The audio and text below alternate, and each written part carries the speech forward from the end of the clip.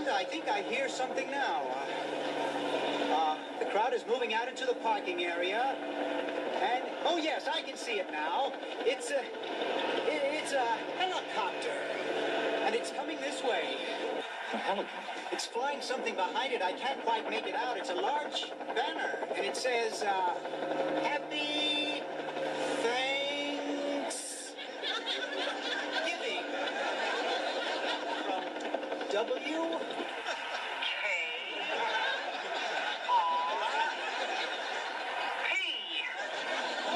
Ladies and gentlemen, what a sight.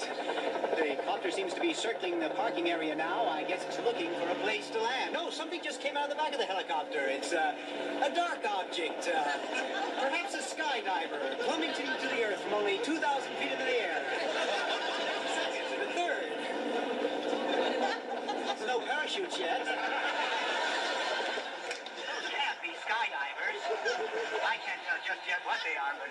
Oh, my God, they're talking! Oh, Johnny, can you get this? Oh, they're crashing to the earth right in front of our eyes! One just went through the windshield of a parked car! This is terrible. The cars running around, pushing each other? Oh, my goodness! Oh, the humanity!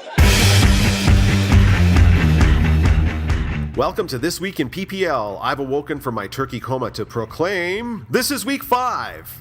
Let's start with the pathetic and get that out of the way, shall we?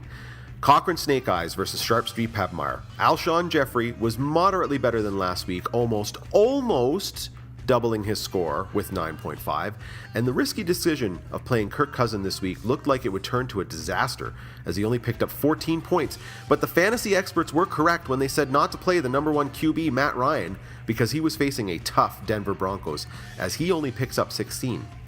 It turned out playing tight end Kyle Rudolph, who picked up only 2 points, instead of Delaney Walker's 14.5 from the bench, was the big mistake move of the week. But let's focus on the real killers here. Wide receiver Amari Cooper pulled in a nice 24 points, and who'd have thunk it, kicker Adam Vinatieri pulls in a massive 23 points. Vinatieri, the Colts kicker, scored more than all but one player on both active rosters. Pabmeyer wins 143-100, and the Snake Eyes are winless after 5 weeks.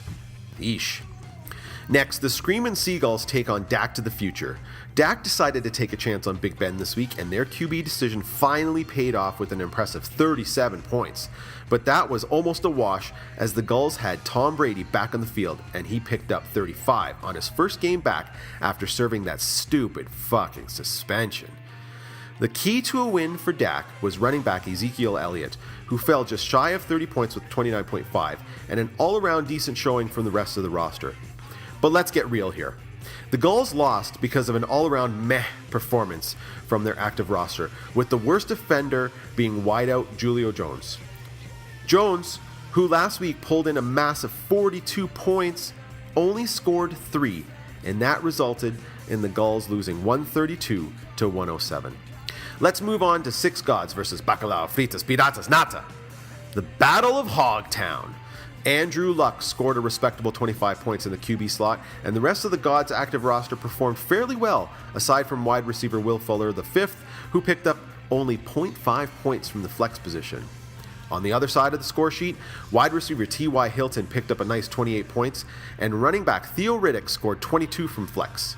Despite a last-ditch effort from wide receiver Mike Evans in the Monday Nighter, the Gods would fall 120-117.5 in the closest match of the week. Last but not least, we have Buffalo Furacao versus the undefeated NPO Bashers. If you thought the absolute owning of the Snake Eyes was bad, this ended up being worse. Furacao suffered a tough bye week with 6 total players out of action this week, 7 if you include the injured Jeremy Langford, and a goose egg from wideout Stephon Diggs. A pair of 22.5 scores from running back Jordan Howard and tight end Greg Olsen at least helped them break the 100-point mark, but with a big performance on the Basher side from tight end Martellus Bennett with 27 points, wide receiver Larry Fitzgerald with 23, and an excellent showing from running back David Johnson with 30.5. Furacao didn't have a chance. The Bashers remain undefeated and atop the standings with a 152.5-107 win. That's it. Tune in again next week when I pry myself away from the ALCS to bring you another edition of This Week in PPL.